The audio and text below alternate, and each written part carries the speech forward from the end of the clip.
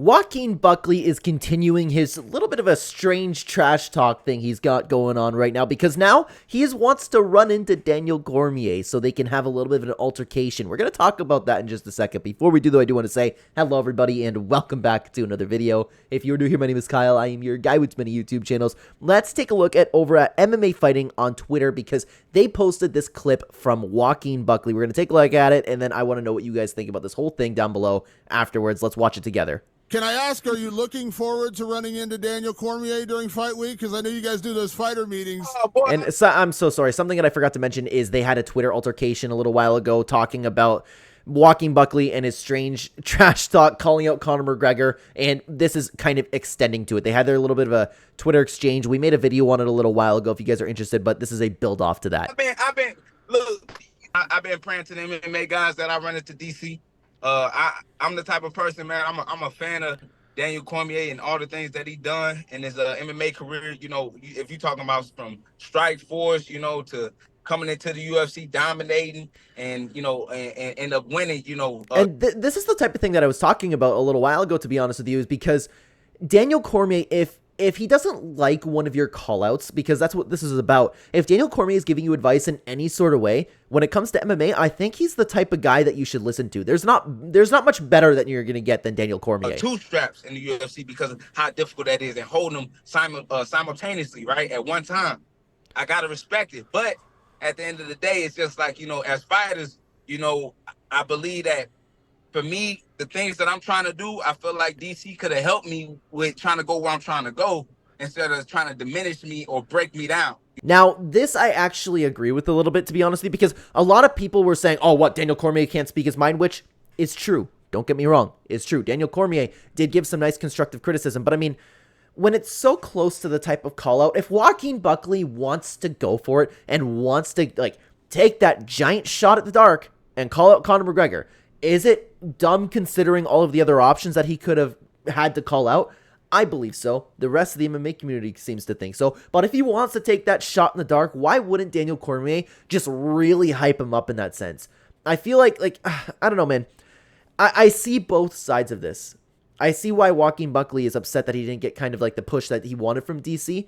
But DC also did give him some constructive advice. You know what I mean? So I do get that, and I don't hate on what Joaquin is saying over here, which a lot of MMA fans are. You know, because at the end of the day, somebody like him has such a massive voice and a massive platform that, you know, any negative thing that he put out there on me, there's a lot of fans that are going to have backlash on me and not kind of see my point of view. But that was going to come regardless. But again, he's not exactly wrong in what he's saying. Right? Because he knew where I was coming from, but regardless, he went to a different direction and took it. So that was his choice, and I'm talking about DC.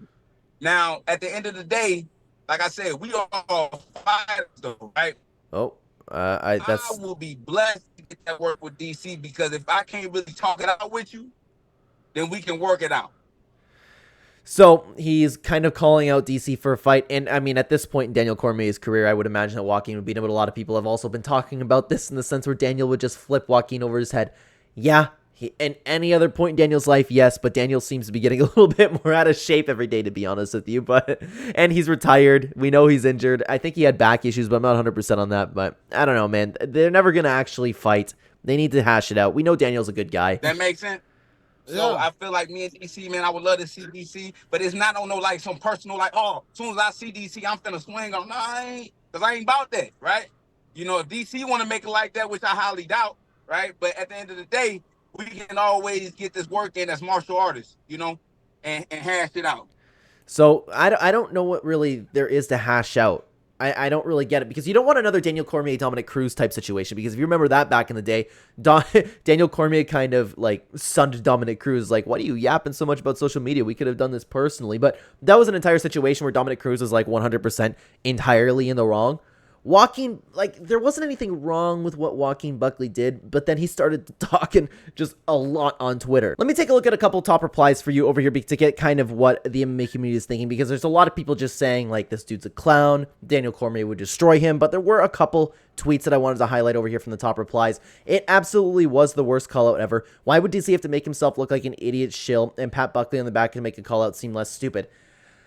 But, like, Daniel Cormier is not entitled to do that. He shouldn't have to do that. And if Daniel Cormier didn't want to, he shouldn't be receiving any criticism for it. But I just don't think it could have hurt. Like, if I was in Daniel Cormier's situation, I would have been like, so you want Conor McGregor, right? You would have been hyping him up a little bit. I don't think that makes Daniel Cormier really look stupid. I think it makes Daniel Cormier look like he's doing his job, to be honest with you. There was another reply that I would like to take a look at over here, though, from Are We Due? Bro wanted DC to be a yes man. It's a crappy call out. That's all it is. Bro got in his feelings because DC told the truth. To be honest with you, also true.